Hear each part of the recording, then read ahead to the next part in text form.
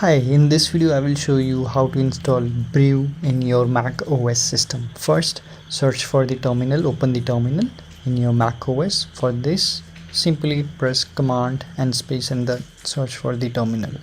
Let me just increase the brightness of my keyboard, and now just copy this link from the official website of Brew and paste over the terminal and press return or enter, whatever you call this, and then type your password, system password. Now we have to again click return. Now it's downloading the Homebrew. After this I will just type Brew help to see if Brew is installed or not. Here you can see it's not installed, so we have to follow this step. Copy this text, this whole text. This is basically a next step.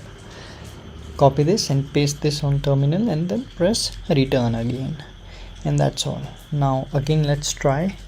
Type Brew space help, and here we go. Now Brew is installed in our system.